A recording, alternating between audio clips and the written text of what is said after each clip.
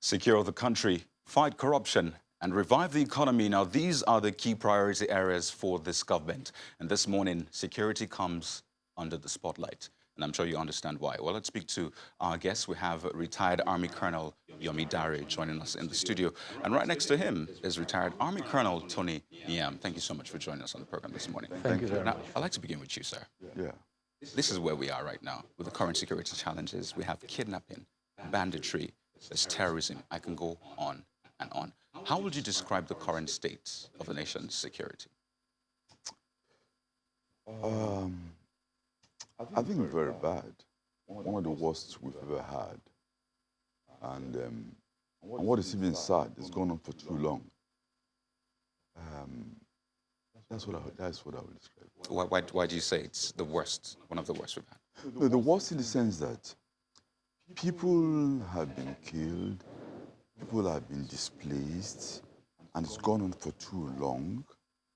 And the military armed forces is overstretched, and there's poor leadership from what I would call the highest command, the president. Poor leadership. You think it starts from that point? Indeed. And there are no structures for him to be effective, even if he wants to. How do you mean? I mean, we have the Ministry of Interior, there's the Ministry of Police Affairs, there's the Ministry of Defense. We have other apparatus, so why would you say there's no structure, as it were? You see, first of all, there's a high lack of capacity in that so far, people are mixing up management and leadership. The president and the highest, what they call the highest command, don't seem to know what it is. In that, first of all... So you mean the president and perhaps the defense chiefs? Is that what you mean? I mean the president and the National Security Council. Right. That's leadership. Right. Because the defense chiefs are in the level of higher command, operation. But the leadership, which is the political head, who sets the tone. First of all, can I ask you, what is the president's national vision? It's not like him. So once you don't have a vision, you'll be going around in circles. When you say what's the president's vision, I mean, like I said before we started, the president said the key areas of focus for this government is securing the country, fighting corruption, and reviving the economy. That's not vision. Can't you pull a vision out of that? That's not vision. I mean, that's like a target. No, that's not vision. Vision, that is more of a mission. You see, he knows very well, the president knows, in the military, usually we have an aim before you talk about mission. At the moment, we don't have a vision. And even in the Bible, without a vision, you'll be wandering in circles. And vision is always determined by leadership. The lower one, the chief of defense, are the ones who deal with the mission after they are clear about what your vision is. At the moment, I've never heard the president say, this is my vision. All you hear is saying what he's going to do. So you think because he hasn't said it, then perhaps there's no vision? No, vision is always clear to those you lead. Not to have said it shows that you don't have it. Right. So let's bring in Colonel Yomi Dare. Do you agree with this talk about vision and the fact that it perhaps is not clear at this point? Well, with all due respect, I beg to differ with the position of Colonel Iam in the sense that, well, much as I agree, mark my words, much as I agree that the security situation is bad, but at the same time, I don't want to subscribe to saying that maybe the president doesn't have a vision, because I think we have to take it within the context of what we are as right now, because we are in a democracy. It's away from the military era. Okay, so in the military, I of course agree with him. You have your aim, and you have your mission from your aim. You'll be able to distill your mission and, your mission. And then, of course, you now have your vision, okay? I mean, that's quite clear. But I want to believe that this is a civil dispensation. It's a civil setting. Much as, well, of course, the president is a retired general. Much as he can bring in his military experience, his military tactics and strategy into being in the course of managing the country. But at the same time, there are limitations. But I think what he said, sorry to butt in, Yes. if I may, he said that it appears as though this vision is not clear. So if you could say if you will say there's perhaps a vision, what would you say that vision is? Well, to move Nigeria forward, and as it is, to fight corruption, to fight terrorism. He says that's a mission. I think you said that's a mission statement. Can I be clear? Just to qualify what he has said, there's a mix-up. Macron in France came in, he declared his vision. So this is democracy. Let's not mix up. And please, we're talking about our country's security, and let us not play about it. Vision, Trump came in, you know his vision. Vision is clear. In any leadership, at any level, democratic, in fact, in much more in civilian dispensation, in democracy, you have to allow your people to know your vision. It's not, I'm talking about the military. The issue we're talking about, why I'm passionate and I always speak the truth is this. I'm not going to, because people are dying and nobody come and tell me this or that. What we need clarity of the vision where we are going to. And vision is not corruption or that. Vision is what society you want to take your people to. Once you lack that, you begin to make mistakes. And I'm saying that is the responsibility of leadership. So before you go into, so don't mix them up. The military, who are the operational people, they go by what vision they've been driven to. I think that is not clear for them at this point. It isn't. I've asked him to answer. What is the vision? He's talking about mission. It's not a vision. Okay, so there's this talk about vision, mission. And, for the average Nigerian out there, I'm not sure they really care about vision or mission. They want results, and you understand why. So what are we missing here? Well, I think there is need to really rejig and be more focused because, for example, I know there's a lot of efforts in fighting terrorism, which seems to be the monster right now. And then, of course, corruption. Okay? For me, these are the major things dragging us back. Okay? You can feel it in all facets of the society. Okay? And so I think we need to give more teeth, to this. Okay? For example, we need to make example. Okay? Somebody has been indicted for corruption, they should be seen as being, properly dealt with, not a slap on the wrist. And of course, again, So you're talking about prosecution and punitive measures, yes. So, Okay, so these are deterrents. These are things that will really serve as deterrents, and people, will not. But in a situation whereby somebody, does something, and then because they just come to identify, and then they get a slap on the wrist, and they're off the hook. But if I may come in now, Yes. the prosecution and punitive measures usually come, after a process of perhaps, having a security architecture in place, making sure it works, arresting, and then before we get to prosecution. So there are a few steps that I think we should perhaps get right before then. So how do we handle that also? Well, again, like I said, there's need to rejig In what way?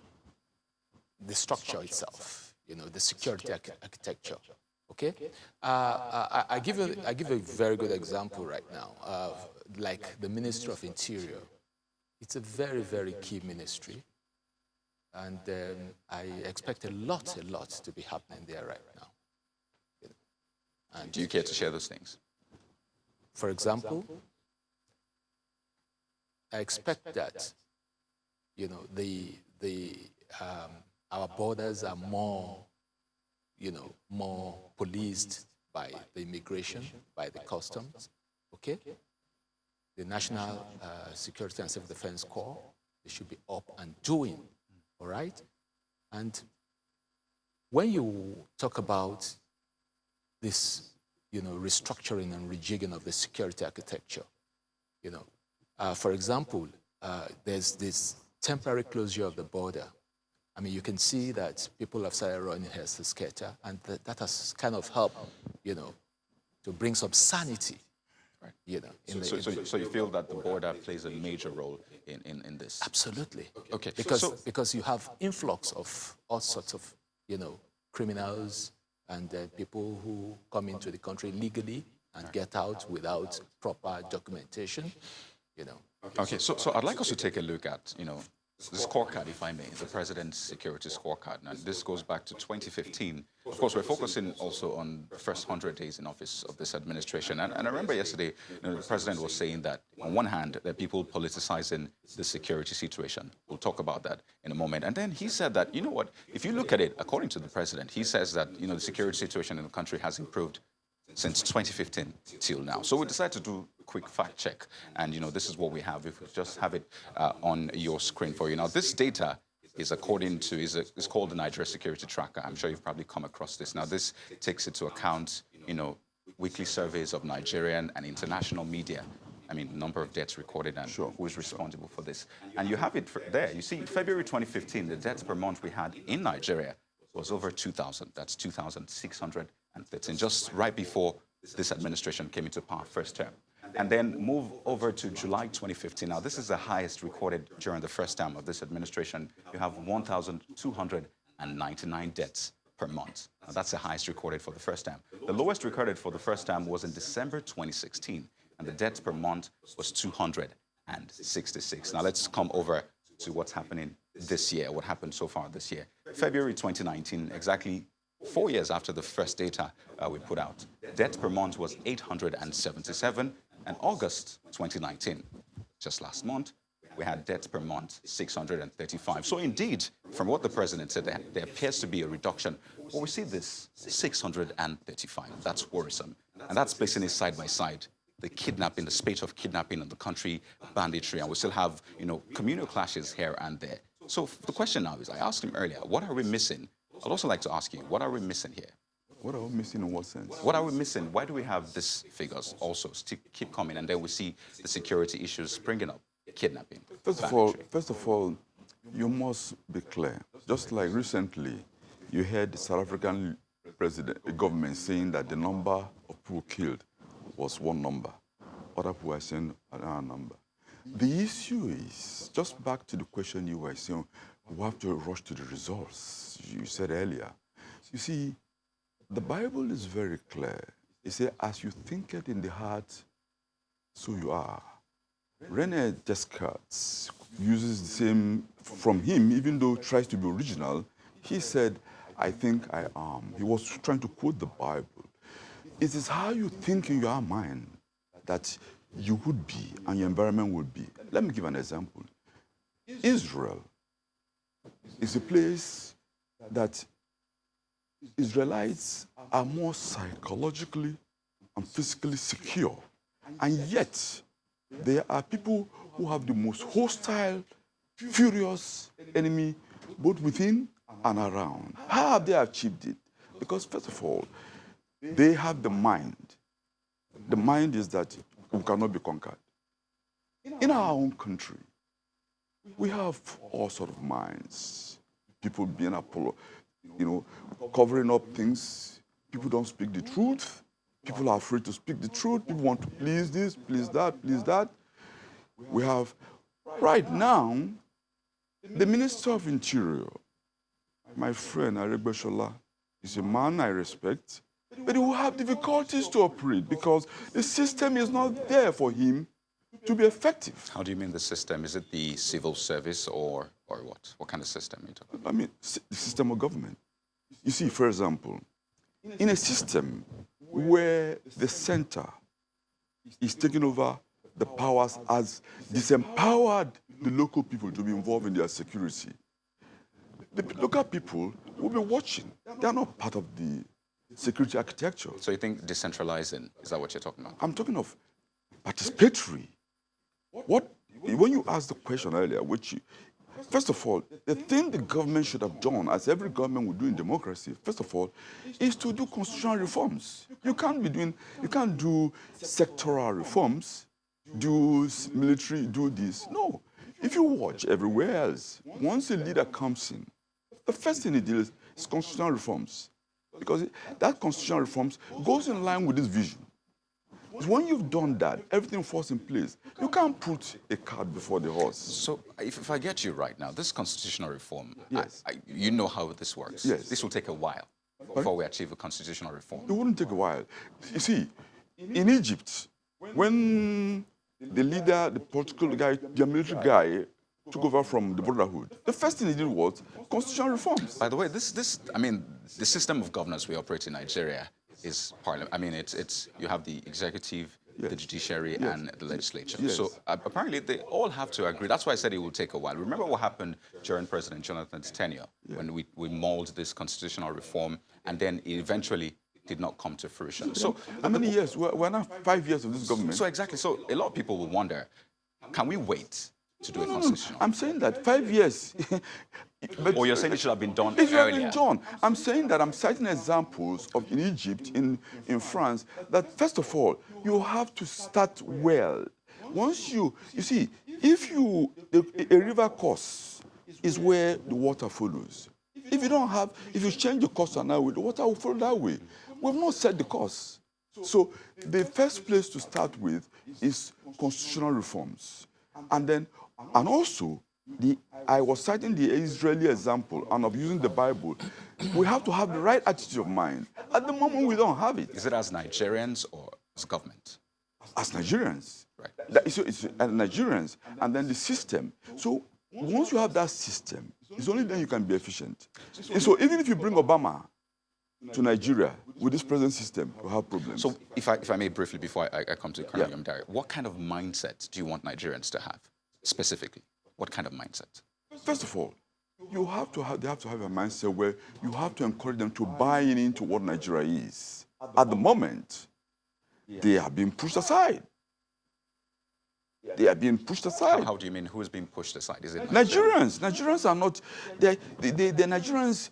The system now doesn't allow Nigerians to feel that they're Nigerians. When a family sends a child to school, the child in a face view accommodation, the child goes to university, finishes, no job, and the guy who is in the executive, in the National Assembly, don't give a damn because they don't care. Because if they really care about the young person, then the government would be more inclined to people-minded. At the moment, look at what the National Assembly wants to do now. They're giving themselves the biggest allowances. They don't care. Our young people are all in the streets suffering. Just watch it. Young people are beginning to challenge. You see the way they are beating politicians outside. They've soon started inside within the country. Well, I would like us to be careful of the kind of things we say, because, I mean, this is obviously... I said, I'm not at all. I'm just giving you an example that you cannot be ignoring the people. Right. So do you think this is the problem right now? What he has said. The government, he says he believes the government has ignored Nigerians. The government has placed Nigerians aside, such that a lot of people are I've not said the government. Listen, I've said the system and the political elite. The government is only part. Remember. Okay, so government, political elite, and system. Yes. So do you agree with that? Well, I agree to an extent, okay? To an extent in the sense that I believe that Nigeria, the way we are, multicultural, multi-ethnicity or ethnic groups and what have you, religious. So all these things come into play, and it makes Nigeria somehow, difficult to manage. So it behoves on every one of us to have that understanding and try to work out, a solution to our problem. And of course, I don't want to sit down, and, continue to single, an individual out. What I see is a problem that requires, all hands being on deck. All hands being on deck in the sense that, for example, the political elites, they have to sacrifice, okay? Because we have a lot of problems. One of the main causes of crime is, or one of the root causes of crime is when, for example, you have, unemployment, people idling all over the place, young, energetic, full of energy, young people. So you also believe if we sort the issue of unemployment, then at least we have solved the security situation in the country? It will go a long way, absolutely. And of course, again, corruption. Okay. When you see, yes. If I may hold you for a bit, I'd like us to get more hands on deck for this discussion. I'll throw it to Abuja, where my colleague would like to ask you a few questions. Yes, sir. This one is for Colonel Yomidare, retired. There's this changing nature of our security, shape-shifting nature of our security challenges over time. In the papers this morning, you are aware of the fact that the president said that Boko Haram has been largely depleted, but they have... Yes, we're having difficulty with the audio, but let's come to this now. We're in our concluding moment, and I'd like us to focus on what will work moving forward, because we have a security challenge on our hands, and I'm sure that the goal is to see this get better. So I'd like to begin with you. Moving forward, what are the low-hanging fruits we need to approach? Well, I see a situation whereby, I expect that there must be, the prosecution and the punitive measure, must, be better than what we have right now. A situation whereby people, like I was going through the online news this morning, in Katsina State, they were releasing, some bandits in exchange for some kidnapped persons. You release these bandits, what for? They've not been prosecuted. I think there's need for us to bring, these people, to justice. You see, right. I do not support. I'm a strong believer in the rule of law. But situations like this, you really need to come out strong and deal with the these culprits the way they are. Okay. Now I'd like you to also tell us. First of all, let me take a chance to say, when people are sincere and working hard, we have to give them credit. And I think the new Inspector General of Police, for me, has shown that he's a professional, relatively compared to the previous one. And I pray he keeps on working as hard, as good as he's working. But I must say, one area he has to be careful so that we don't create another Boko Haram is that they have to be careful with the Shiites. Right. The police or national security agency should not realize they should not become, they should not be serving the interests of one denomination of Islam against the other. You think that's a challenge here? I'm saying that the Inspector General of Police is a very good policeman from the examples he has shown, but he has to be careful because whilst the prescription, which is contentious, of the MINL is contentious in my view because it may be legal, but I don't think it's legitimate because you cannot deprive a people from processing, especially when their procession is for mourning. Okay. So I'm saying that this is a new policeman who is doing a good job, but please, he has a responsibility to ensure that he do not provoke people to become Boko Haram. Okay, Colonel Yomidare, we'd like to focus on some of the approach that the government has taken that is perhaps working and some of them that are not working. But then we'll take a break and we'll come back. Stay with us.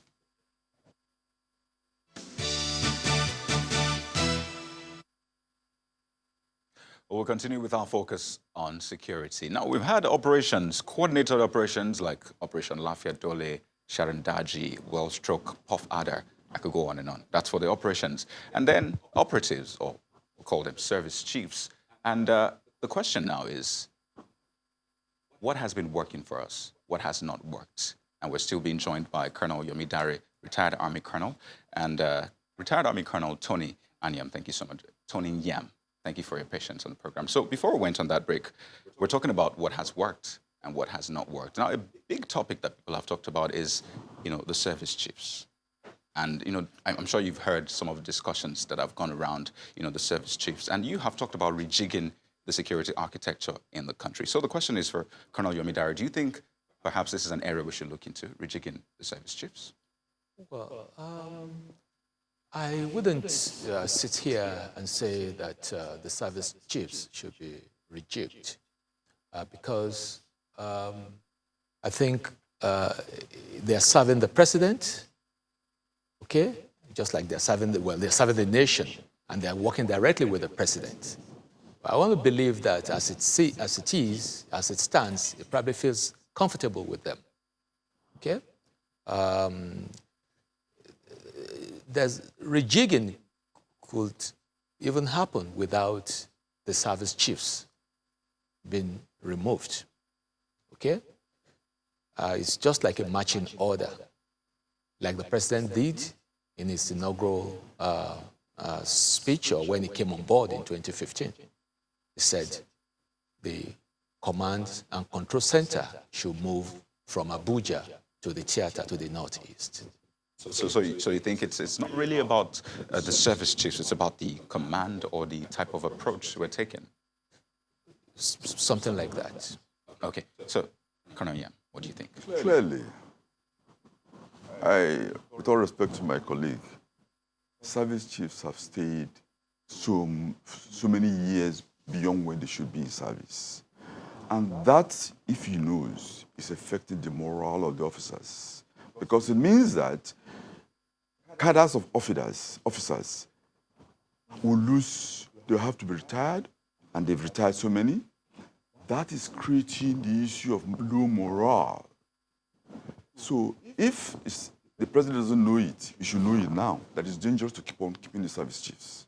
It's dangerous. Do you think the president does not know this? I'm saying if he doesn't realize this, it's dangerous to keep on keeping them because there's low morale within the officer corps, the senior high officer. There's low morale because keeping the service chief means that they have no future.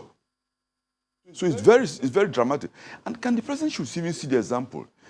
When he changed the IG, you can see the improvement in the place. It's a high time he changes the service chiefs. We shouldn't be playing around this. And the service chiefs themselves know that. They know that they're doing good to their own records. To take a step aside, to use Bangida's word. What we need, amongst other things, is that we need one of the things that are lacking in the structure, which is, at the moment, the service chiefs are doing two roles they should not be doing. They are both service chiefs, which they should be, and they're also commanders of the services. That's not what is. They are not army commanders or naval commanders. So what should be the arrangement? There's a need for us to follow what has been done in years in countries where you know what they're doing. And that's what I meant, that there's a need for a joint operations command. You have in the UK, you have in America. Even with the reports of, squabbles here and there. That's what I mean. You need a joint operation command. You also need a director of coordinator of intelligence operations. These two areas, there's so much competition amongst them. For example, so you need those commands. And it is in those commands that you have what you may call, in civilian terminology, situation rooms where they organize planned operations. If you watch what happened in even the killing of Osama bin Laden, it was planned. The president was directly monitoring it. It's not by service chiefs. We don't have that joint operation command structure. We need that. We needed that immediately. Okay. We also need coordinator of intelligence. These two are very essential because we have had many failures due to lack of coordination of operations. Right. And then intelligence. So it's great you bring up intelligence, but I'd like you to weigh in briefly. Yes, with all due respect, well, it's a personal opinion, okay? I do agree with him. Well, the service, we know. I mean, naturally, as human beings, everybody joins the military. They want to rise to the top, and then, of course, if the service chiefs are not removed, maybe some people, their progress might be impeded, and all the rest of the thing. You know, I mean, I do agree, but at the same time, well, the president, it's his prerogative to do that. And if he doesn't want to do it, what can we do? So I understand. I'm going somewhere. I'm going somewhere. And now, talking about, you know, us not having joint intelligence, or, you know, talking about the what we have in, you know, in advanced countries like the Cobra, we have a chief of defense intelligence, okay, you know, and then yes, chief CDI. For defense intelligence. Yes. That's not a coordinator. He does some coordination. And then what does CDI do? Yes, he does coordination. What does the office of CIA. what does the NSA? The NSA is also No, my God, no, please. NSA, as the name suggests, National Security Advisor, it's not an executive position. That's the mistake right from time. In the US, the NSAs are usually professors. But here in Nigeria, what is the case? Here in Nigeria, the concept was we're copying the American concept, but we copied it to the point that the NSA at the moment doesn't have a constitutional executive position. What I'm talking about, what he's saying, is that I'm talking about how to manage defense at the moment, even in India, everywhere else. It's not anything. You need a joint operations command where we don't have that. I'm not differing from that. I do agree that we need synergy, you know, amongst the services, okay? And yes, talking about joint operations command, we at our level, you know, our military is still a work in progress. You know, it was between 2015 and this present moment, I mean, that we had a good number of, we increased, you know, the divisions, okay? And then even the Air Force had to do some more expansion, you know, increasing their platform. And then even the police force, you know, getting a green light to do more recruitment. Even though we have issues with that recruitment, and I understand that there appears to be some... It's a work in progress. It's a work in progress. Okay. So we haven't attained, you know, I would say that maybe in the days of Babangida, these suggestions have been made. So it's not a work, it's long overdue. And I think the likes of General Babangida had it, they knew what they were, they knew what it is, higher management. So it's not a work, it's a long overdue. I'm saying that it's one of the causes of our failures. Luckily for us, we have a new Minister of Defense who I think is better prepared than the last one. And I think I would rather be saying that I don't want to please anybody. I want us to move forward to get results. And get results. Okay. So I'm saying that he has a good opportunity to try to move and help. Like he said recently, that any failure will be blamed not the president, because the president may be old, but he, as a chief of the Minister of Defense, wants to take responsibility. And for me, I think he needs to really, first of all, bring in a new. He needs a joint operation command. We have a problem with that. Okay. They are competing amongst themselves. And the issue of, to correct one thing, the chief of defense intelligence is not what I'm talking about. I'm talking of the coordinator of all intelligence, that is the NIA, the SSS, all the operations. There's someone who needs to take charge to coordinate it. You know, I understand there are plans for an African Security Leadership Summit in perhaps a few months. It was meant to take place in June, I guess. We've been having such summits. You know, so I want to believe this will be discussed. And also, there's also the issue of, I mean, you said we've been having these sorts of summits, and you feel that the results are not really commensurate to the kind of talk we have there. So let's talk about intelligence gathering. I mean, you raised that. Yes. How are we doing with intelligence gathering? I don't think we are doing very well with intelligence gathering. And this cuts across, okay? For crying out loud, even in the States, intelligence gathering has to start from what? So do you think the initiatives by the Southwest governors, Southeast governors, I'm sure you heard about that initiative, do you think that will help with intelligence gathering? It's brilliant, it's good. It will help. You know? And one thing again I want to look at, especially at the top, you know, there's a need for closing of ranks. For example, the National Security Council, the past heads of state, leaders, close rank, come together. So you're agreeing with the coordination, you know, aspect. There also needs to be a coordination. Absolutely, I do agree. And just like him, I'm also interested. Results, we want results. We really need to move this country forward. Can I qualify the Southwest and the Southeast initiative? Very good initiative. But please, one thing I see lacking, and they must involve the locals, and locals have to own the process. In other words, say you take a place like Ife. The Ife Agbekoyas have to take care of the forest, whilst the OPC take care of Ife town, as if they're the equivalent of that.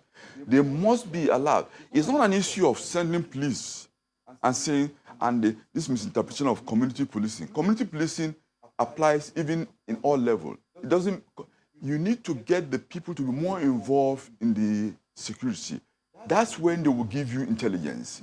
If you are trying to send police to go and be dealing with the locals, they won't give you.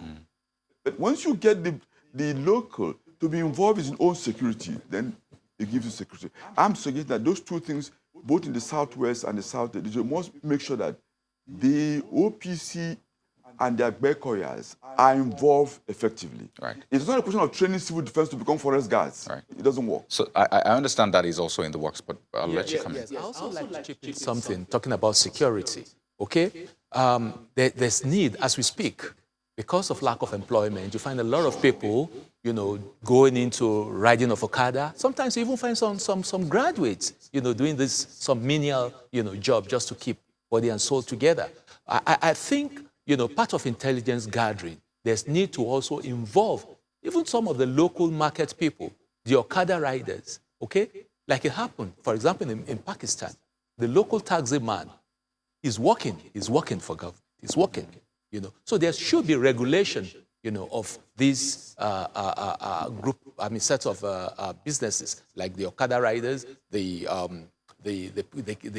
Marwa, you know, tricycle riders, you know, and the taxi drivers, you know, they should be on, you know, the payroll of state governments, local governments, so that they should, you know, they gather intelligence such that it's not, I mean, because as we speak, we don't have enough police. Even if we embrace the community policing, it's not even enough. They will still have to, you know, fall back on these people so that they can give them some information. So and aside, we should be creative in that area. Yes, we should be creative in that area. And aside that too, I think it's high time the traditional rulers should be involved too. They should be accountable.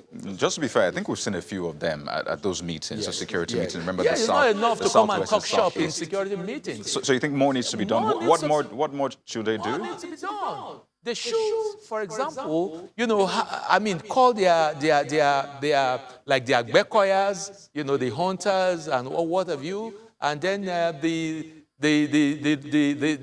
tribal heads, you know, the Hausa community head, the Yoruba community head, the various tribes, you know, they should have meetings with them. There's also this talk about, you know, control. Yes. Such that these things won't go out of hand. I mean, you understand that there's always a tendency to abuse these things. So I mean, having these Agbekoyas, for example, OPC? I mean, people are saying, will there be enough regulation, enough monitoring, such that they don't go out of hand? I'm sure you understand that perspective. Who control who? There should be some form of monitoring, at least.